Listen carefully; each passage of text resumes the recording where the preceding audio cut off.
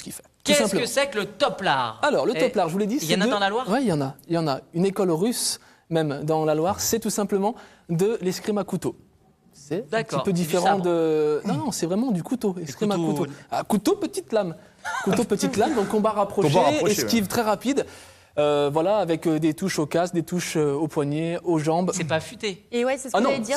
C'est comme les lames de... Comme la semaine dernière pour nos combattants. Comme la semaine dernière, nos combattants qui avaient des... En fait, ça bip.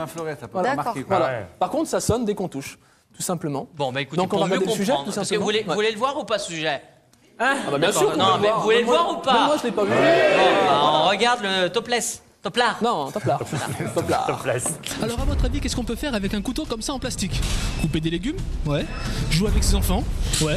Ou alors faire de l'escrime à couteau? Vous connaissez pas? Eh bien suivez-moi. Ok, super.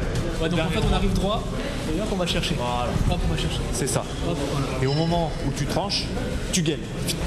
Ah d'accord. Donc hop et je gagne. C'est ça. La rapidité d'analyse et la rapidité de déplacement sont très importants. Il faut être vif dans les esquives et dans les contres. Donc ça développe essentiellement ces qualités-là. C'est complémentaire, on va dire. C'est vrai qu'on est rarement sur l'attaque sur les techniques de Krav. Là, on va apprendre à comment toucher, comment taper l'adversaire plus facilement en supprimant des défenses qu'il peut mettre en place. Alors oui, on progresse super vite. Après, moi, je viens presque tous les jours. Donc après, je m'investis beaucoup aussi dans le sport, donc je m'y mets à fond. Après, c'est vrai que j'ai commencé qu'en septembre et déjà là, j'ai fait de réels progrès. Enfin, mes professeurs me le disent. Et dans la semaine prochaine, on part en Estonie pour une compétition justement. Et je serai du voyage. Et justement, je suis très contente que mes profs me fassent confiance et me disent inscris-toi, on a besoin de filles. C'est pas évident, c'est très rapide et ça laisse des marques. Couteau en mousse, mais couteau qui fait mal.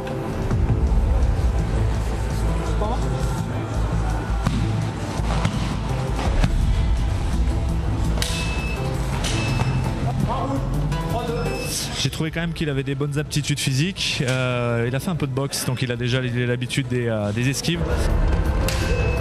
Regardez Julien, je peux tricher à tout moment, je peux appuyer sur tous les boutons. Par contre, je vous promets que quand je l'ai fait tout à l'heure, personne n'a triché. Hein.